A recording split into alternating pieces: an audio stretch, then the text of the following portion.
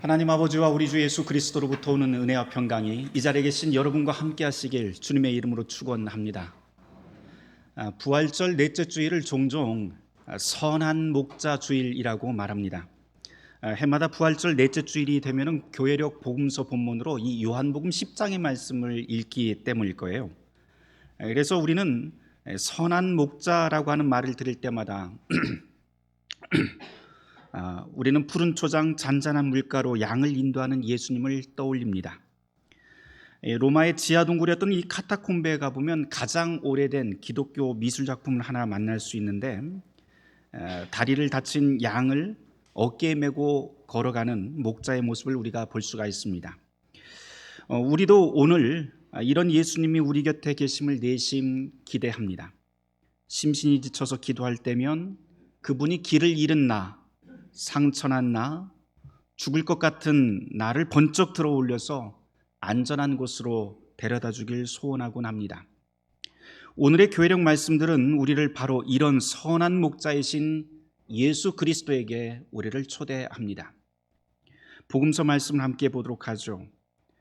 요한복음 10장 1절의 말씀부터 시작하는 교회력 복음서 말씀의 맨 첫 구절은 이렇게 시작을 합니다.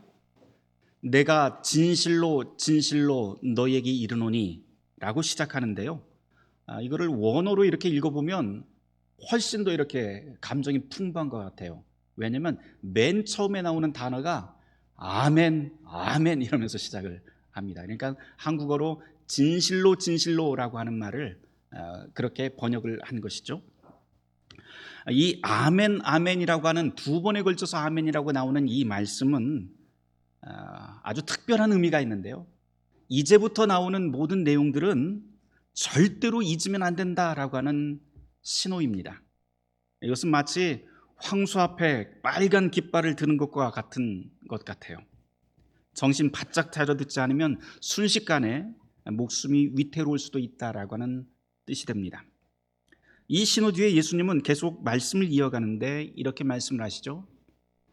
문을 통하여 양의 우리에 들어가지 아니하고 다른 데로 넘어가는 자는 절도요 강도요 문으로 들어가는 이는 양의 목자라. 이어서 예수님께서는 당신 자신을 내가 목자요 양의 문이다 라고 그렇게 당신 자신을 소개합니다. 오늘 이 말씀은, 이 교회력 복음서 말씀은 사실 선한 목자라고 하는 하나의 큰 주제를 가지고 움직이고는 있지만 사실 이것을 뚝 떼어놓고 읽으면 안 되는 말씀입니다. 성경을 여러분들이 한번 펼쳐서 확인을 해보세요. 원래 이 복음서 말씀은 중요한 두 개의 사건 한가운데 끼어 있는데, 앞장인 요한복음 9장에는 날 때부터 시각장애를 앓고 있었던 사람을 예수님이 치유하는 이야기가 나옵니다. 그런 다음에 10장에서는 선한 목자 이야기가 나오고 11장에서 죽은 나사로를 살리는 또 사건이 등장을 합니다. 그래서 소경을 치유하고 죽은 사람을 살리는 그 이야기, 두 개의 이야기 사이에 바로 이 선한 목자 이야기가 끼어 있습니다. 9장부터 읽어보면 예수님이 시각장애인을, 날 때부터 시각장애인이었던 사람을 치유하는데 여기서 문제가 하나 생기죠. 바리새인들이 나타나서 시비를 걸기 시작하는데 무엇 때문에 이 시비를 거는가 가만 보니까 딱 하나예요. 모두 다 쉬어야 할 안식일에 사람을 고쳤다라고 하는 겁니다. 사람의 생명을 살리는 것이 중요할까요? 아니면 안식일을 지키는 것이 중요할까요? 예수님께서는 이 질문을 가지고 이렇게 시비 거는 사람들을 향해서 돌려서 말씀을 합니다. 그게 바로 그 유명한 요한복음 10장의 선한 목자 이야기입니다. 그리고는 이어지는 말씀이 죽은 자도 나는 살려낸다라고 하는 나사로의 이야기가 이어집니다. 9장부터 11장까지 줄거리를 이어보면 앞을 못 보는 사람을 치료하는 것도 참 대단한 일인데 이걸 안 이꼽게 보던 사람들이 시비를 걸죠. 그러자 예수님의 사역과 가르침을 거절하고 꼬투리 잡는 사람들을 향해서 예수님은 강도요 절도다라고 하면서 힘주어 비판합니다. 그리고는 당신의 음성을 따라오는 사람들, 자신을 통해서 들어오는 사람들은 모두 다 구원을 얻고 꼴을 얻겠다 하면서 나는 선한 목자다라고 선언합니다. 이 선한 목자는 11장에 가면 바로 죽은 자도 살리는 권세가 있다라고 하는 것을 이 요한복음은 우리에게 알려줍니다. 요한복음 전체를 읽어보면 이 바리새인과 종교지도자들이 심심치 않게 등장을 하는데요. 이들은 예수님의 사역 그리고 그 가르침을 참 지겹도록 거절하고 딴지를 거는 사람으로 소개가 됩니다. 예수님은 이 사람들을 강도와 도적이라고 비유하시는데 이런 사람들의 특징이 있어요. 이 사람들은 열린 문으로 들어오지 않고 몰래 숨어 들어옵니다. 그리고는 양무리를 이간질하고 빼앗고 강탈하면서 자기 이익을 채웁니다. 이들은 언제나 본질은 내팽개치고 껍데기만 붙잡고 꼬투리를 잡는 사람들입니다. 이에 비해서 예수님은 당신 자신을 목자요 양의 문이라고 설명을 하시죠. 그리고는 그분 안으로 들어가면 그분을 따르는 사람에게는 생명을 얻게 하고 더욱 풍성한 삶을 약속하십니다. 이것이 오늘 복음서 말씀입니다. 오늘의 복음서 말씀은 선한 목자가 양의 이름을 하나하나 부르면서 양을 불러내요. 그러면 그 양들은 주인의 음성을 알아듣고 따라온다라고 예수님께서는 비유를 합니다. 목자와 양, 이 관계는 그렇게 서로를 알고 음성을 알아듣습니다. 이런 신뢰의 관계가 구축이 되면 그 누구도 길을 잃거나 실족하지 않게 됩니다. 교회가 된다는 것, 그것은 이렇게 목자와 양이 한 무리, 한 가족이 된다는 뜻이지요. 예수님의 설명을 들으면 양과 목자는 무엇보다도 서로에 대한 애정이 끈끈합니다. 제라드 바우어라고 하는 사람이 이런 말을 하더라고요. 사람의 목소리는 그 사람의 두 번째 얼굴이다 라고 그런 말을 하더라고요. 인상적인 이야기인데요. 그만큼 사람의 목소리에는 말하는 사람의 삶과 성품, 인격이 지문처럼 묻어난다라고 하는 말일 겁니다. 저는 오늘 말씀에서 특별히 요한복음 10장 3절 하반절의 말씀이 저에게 굉장히 묵직하게 읽혔습니다. 양은 그의 음성을 듣나니 그가 자기 양의 이름을 각각 불러 인도하여 낸다. 양무리가 있는 곳에 들어가서 목자가 양의 이름을 하나하나 부르는 장면을 여러분들이 상상해 보시길 바랍니다. 제가 어렸을 때 염소를 좀 키웠었는데 염소는 굉장히 시끄러워요, 사실. 근데 양은 얼마나 조용한지 시끄러운지는 잘 모르겠지만 이 양들이 모인 울타리 안은 아마도 어쩌면 소음이 가득한 곳일 수도 있을 것 같습니다. 그런데 그 많은 소음을 뚫고 한 마리 양에게만 들리는 소리가 있습니다. 양은 그 틀림없는 소리를 듣고 반응하면서 따라갑니다. 하나님의 음성도 이런 식으로 우리에게 오는 것 같아요. 일상의 모든 소음을 뚫고 우리 마음 한가운데 꽂힙니다. 그리고 스며들죠. 우리는 그 음성에서 하나님의 얼굴을 만나게 됩니다. 예수님의 이 말씀에서 정말 놀라운 복음은 오늘 요한복음 10장 10절 말씀 마지막 구절인 것 같습니다. 함께 찾아서 같이 읽어보도록 할까요? 요한복음 10장 10절 말씀입니다. 같이 읽습니다.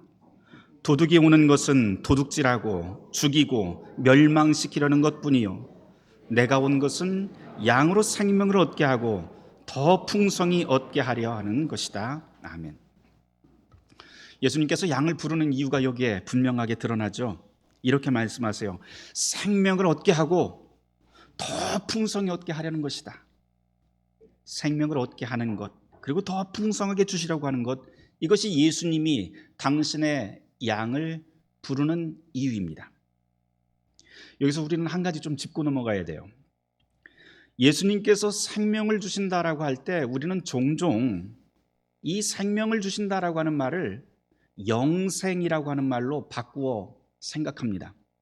그리고는 예수님이 약속하신 이 풍요로운 삶, 이 생명이라고 하는 것은 지금이 아니라 죽은 다음에 누릴 수 있는 그런 교회의 레토릭 정도로 생각하는 분들이 있습니다.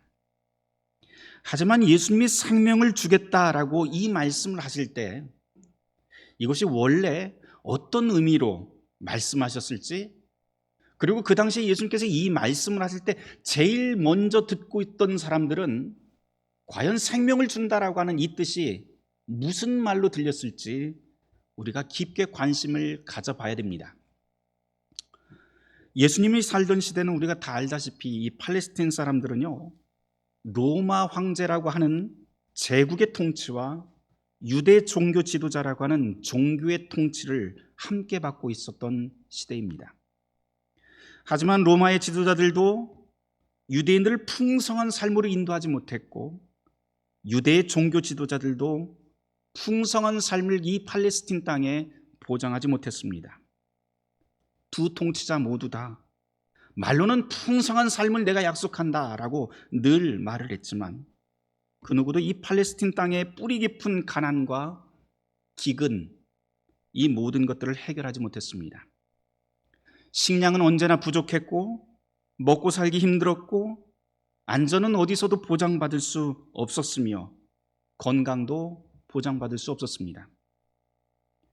오늘 우리는 교회력 말씀으로 시편 23편도 함께 읽었고요, 또 요한복음 10장을 읽으면서 굉장히 낭만 가득한 목가적인 분위기로 이 말씀을 읽어 내려갑니다만, 인구의 70-80%가 식량 부족에 시달리던 시대, 폭력과 절도, 강도가 난무하던 이 시대에 푸른 초장과 맑은 시냇물의 이 이미지는 사실 어찌 보면 이것을 듣고 있던 사람들에게는 참 가슴 아픈 하나님의 약속이 아닐까, 그렇게 생각이 듭니다. 오늘 당장 사느냐 죽느냐 하는 판에 예수님이 말씀하신 생명, 풍성한 삶, 그것은 그저 내세나 이루어질 환상이었을까요? 아니면 예수님이 하다 못해서 이 사람들한테 해줄 수 있는 일이 없어서 그냥 심리적 안정, 위로만 더하려고 이런 말씀을 하셨던 것일까요? 물론 삶이 어렵고 괴로울 때 지금은 아니고 죽은 다음의 세계를 바라보면 거기에 영원한 안식이 있어 라고 이렇게 말을 하는 것은 오늘의 고통을 잠시 잊게 할 수 있습니다. 어쩌면 이것이 단방약이나 아니면은 아편 같은 효과가 있을지도 모르겠어요. 하지만 오늘 이 요한복음 10장의 말씀을, 예수님의 이 말씀을 깊이 묵상하면 묵상할수록 그분이 지금 말씀하시는 이 풍성한 삶, 풍성한 생명이라고 하는 것은 죽은 다음의 세계를 말하는 게 아니구나 하는 것을 더 확실하게 깨닫게 됩니다. 왜냐하면 예수님은 지금 당신 자신을 양의 문이라고 비유를 하시면서 양들과 깊은 관계를 맺으며 보호하고 인도하겠다라고 거듭해서 말씀하기 때문입니다. 그 보호와 동행의 관계는 죽은 다음의 그 시간이 아니라 바로 지금 여기서 그분의 음성을 듣는 그 순간부터라고 하는 것이 확실합니다. 그렇기 때문에 이 10절 말씀에서 생명을 얻게 하겠다, 더 풍성한 삶을 주겠다라고 하는 약속은 내세가 아니라 오늘 현세를 위한, 우리를 위한 약속으로 보아도 무방합니다. 물론 예수님께서는 우리에게 죽음 이후에도 영원의 생명을 주시는 분이시지요. 하지만 요한복음 10장 10절에서 말씀하시는 이 생명은 오늘 여기 지금부터, 목자의 음성을 듣는 지금부터 이 약속이 시작됩니다. 오늘의 말씀이 그래서 저에게는 이렇게 읽힙니다.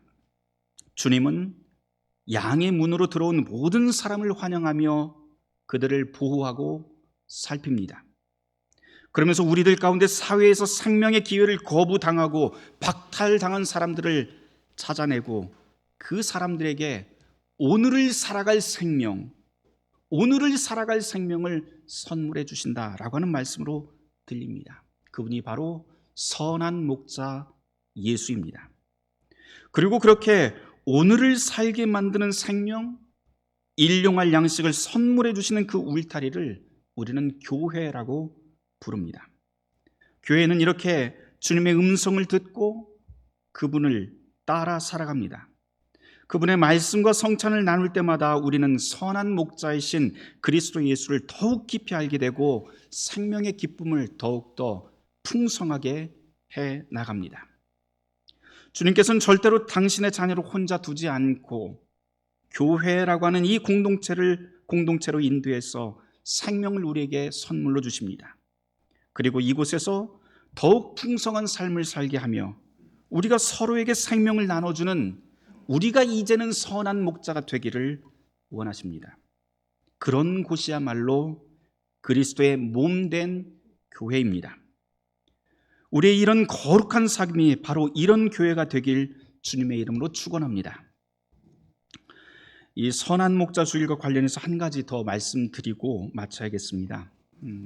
앞서 제가 맨 처음에 말씀드린 바와 같이 이번 주일 부활절 넷째 주일은 선한 목자 주일이라고 했는데요.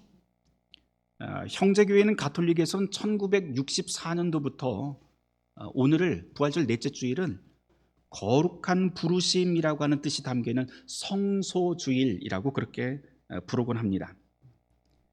그래서 이날 온 세계교회가 합심해서 복음 전파를 위해서 부름받은 모든 이들을 위해서 그리고 신실하고 바른 교회 지도자가 많이 배출될 수 있도록 함께 합심해서 기도하는 날이 바로 오늘입니다. 이런 기도는 우리의 형제 교회뿐만 아니라 바로 모든 교회, 이 땅에 있는 모든 교회에게 의미 있고 꼭 필요한 일입니다. 사실 전 세계적으로 보면은 목사와 사제가 매우 부족한 것이 현실인데요. 물론 이와 반대로 우리 대한민국 실정은 완전 반대죠. 우리 대한민국에는 목사가 너무 많아서 탈이다라고 하는 그렇게 입을 모아 말을 합니다. 그런데 이것보다 더 큰 문제가 있어요. 그것은 안수받은 목사나 사제가 그렇게 남아도는데도 바르고 경건한 지도자는 소나무에서 사과 열매를 찾는 것 마냥 참으로 드문 일이 되어버렸다라고 하는 사실입니다. 이건 이 시대 교회에서 공공연한 비밀입니다. 그래서 오늘 우리는 교회의 지도자를 달라고 주님께 기도할 때 바르고 신실한 지도자를 우리에게 공급해 달라고 간절히 기도해야 합니다. 이를 위해서 교단 총회에서 일할 바른 지도자들이 선출되기를 기도하고 교회에 참으로 진심인 목회자를 달라고 함께 기도해야 하고 신학대학교에 학식과 인품을 겸비한 교수들이 공급되기를 합심해서 기도해야 합니다. 그러나 문제는 여기에서 그치지 않습니다. 우리는 종종 성직, 소명이라고 하는 말을 너무 좁게 이해를 합니다. 그래서 성직자, 소명받은 사람 이렇게 말을 할 때 특별히 우리 머릿속에 단박에 떠올리는 것은 종교기관에 소속된 사람으로 한정하는 경향이 있습니다. 하지만 사실 우리 모두에게는 거룩한 성직의 소명이 우리 모두에게 다 주어져 있습니다. 오늘 이 자리에 있는 우리 모두는 배우자, 부모, 교사, 의사, 공무원, 사업체 운영, 학생, 사원 등등 현재 자기에게 맡겨진 일들이 다 있습니다. 이것을 두고 종교개혁자 마틴 루터는 이것이야말로 하나님께서 우리에게 주신 성직이요 거룩한 소명이다라고 그렇게 말을 합니다. 그래서 오늘 우리는 각자 스스로에게 아주 깊게 물어봐야 됩니다. 내가 매일 에너지를 쏟고 있는 일이 나의 진정한 소명인가? 이것이 하나님이 내 인생에서 정말 원하시는 일인가? 나는 내가 하고 있는 일로 그리스도 신앙을 어떻게 증거하고 있는가? 나는 이 세상을 사람들이 살기 좋은 곳으로 만드는데 정말 기여를 하고 있는 것인가? 나는 진리, 사랑, 정의, 자유, 관용과 포용을 어느 정도로 살아내고 있는가? 하나님은 내가 배우자나 부모로서 또는 특정 직업인으로서 교회와 사회에 어떤 일을 하도록 지금 부르시고 계시는가? 나는 내 이웃에게 무엇을 공급하며 어떤 유익을 주면서 살고 있는 것인가? 혹시 내가 원하는 것을 얻으려고 사회와 교회를 이용하고 있는 건 아닌가 등등. 이런 질문이 오늘 이 자리에서 우리에게 진지하게 물어져야 됩니다. 사랑하는 성도 여러분, 주님은 세례받은 우리 모두를 복음을 위한 일로 부르십니다. 어떤 사람은 안수받은 목사나 사제로 부를 수도 있고, 그 부르심이 갑자기 어느 날 갑자기 올 수도 있습니다. 하지만 이 성직의 거룩한 소명은 교회라고 하는 이 제한된 공간, 이 안에 교회의 직분뿐만 아니라 수백 가지 다른 길로 우리에게 주어집니다. 하나님께서는 우리 각자에게 특별한 재능과 달란트를 주셨죠.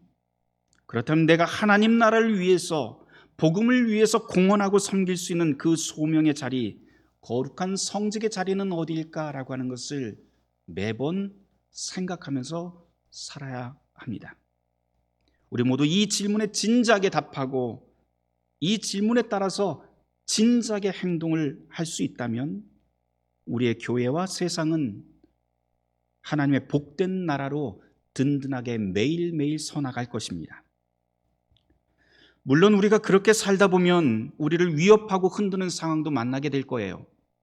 하지만 선한 목자 되신 그리스도 예수께서 이 모든 상황들을 견디도록 우리에게 힘을 주시고 푸른 초장, 쉴 만한 물가로 인도하시게 될 겁니다. 바라기는 선한 주님의 부르심에 응답해서 그분을 닮아가는 복되고 거룩한 교회, 모든 삶의 자리에서 성직의 소명을 이루는 교회의 지체가 되시길 주님의 이름으로 축원합니다. 모든 지각에 뛰어난 하나님의 평강이 그리스도 예수 안에서 우리의 마음과 생각을 지키실 것입니다. 오늘의 말씀을 놓고 잠시 침묵 기도하도록 하겠습니다.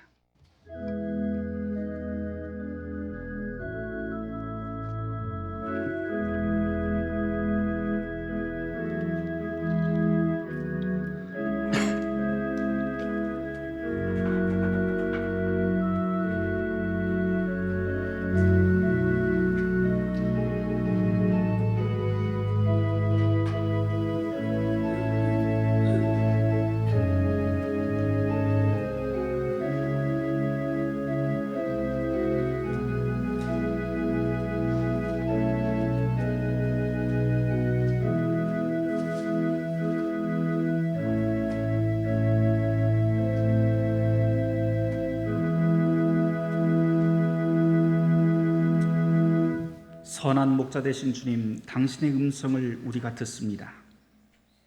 당신의 뜻이 우리 가운데 이루어지게 하여 주시옵소서. 예수 그리스도 이름 받들어 기도드렸습니다.